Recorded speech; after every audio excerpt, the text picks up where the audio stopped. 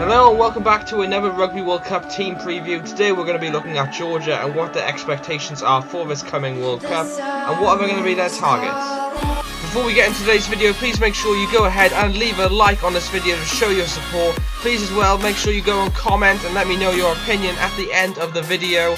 And also please go ahead and subscribe if you haven't already to be up to date with all our videos as well. And please click ahead the notification button so you're notified whenever we upload. And lastly, please go ahead and follow us on Instagram.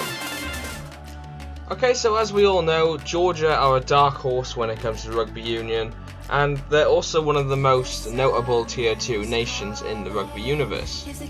So how are they actually going to get on in this Rugby World Cup?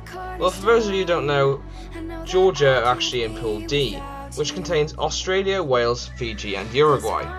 Realistically, as Georgia are a Tier 2 nation, I'm going to say their target is win at least 2 games in this pool stages.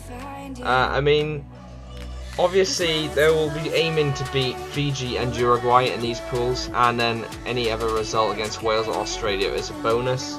I can't really see them beating Wales and Australia because they in a World Cup there's going to be so much expectations on those two teams, and I can't really see them falling against a Tier 2 nation. But all due respect to Georgia, I can see them putting a challenge against Fiji. Like I said in the last video, whether or not they'll actually beat Fiji is a different scenario again. And when they play Uruguay, I'm actually going to say they probably will beat Uruguay. But realistically, as I said, they're going to be targeting at least 2 wins.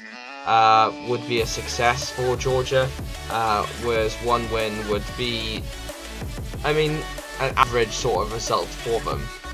Georgia actually made history in last time's World Cup in 2015, and they'll be looking to do the same again. They can cause some massive upsets, and we all know that. They scored a try against the All Blacks in the 2015 Rugby World Cup, and to be honest, not many people expected that, especially against New Zealand, the reigning champions.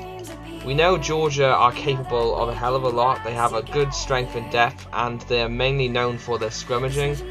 England also, didn't they hire Georgia during the Six Nations campaign this year, 2019, to help them train with the scrummaging or something? I'm sure it was. I'm sure they paid for them to come over and train with them. So that just goes to show that Georgia do have a powerhouse when it comes to certain departments of rugby, and hopefully in years to come they will develop that and we'll see more of it.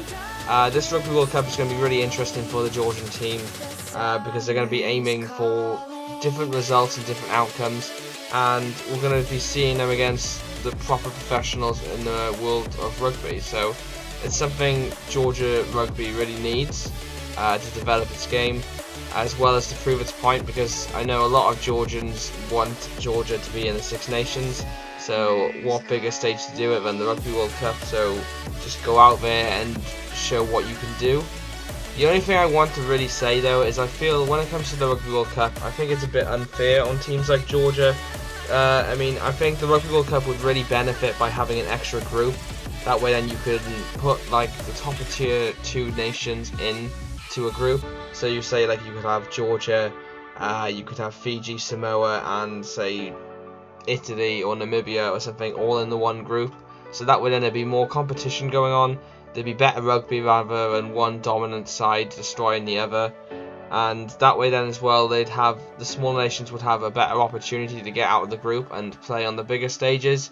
I think realistically that would actually develop rugby a lot more.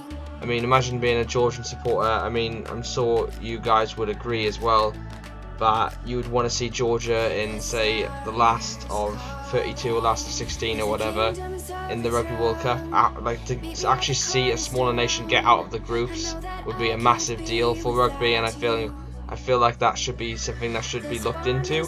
But otherwise, realistically, I'm going to say Georgia will probably finish 3rd in the pool, or maybe 4th. As I said, 3rd will be the expectation for a Georgian fan anyway.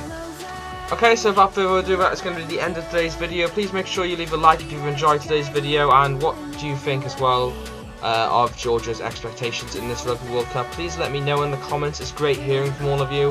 As well, do you agree with my theory about the whole Rugby World Cup thing? Do you think there should be another pool added? Let me know. As well, if you haven't already, please go ahead and subscribe. We're gaining loads of subscribers lately, and seeing this little community grow is such a great thing. We started all the way from 0 subscribers all the way up till where we are now. So So it's pretty amazing.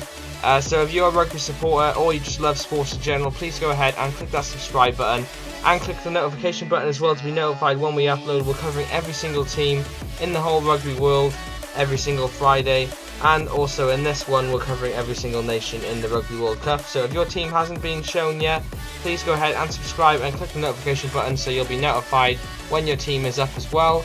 And yeah, overall, thank you for watching, thank you for all the support and the comments. Please leave a like, comment, subscribe. I've been Andrew, and I will see you in another upload. Peace out, guys.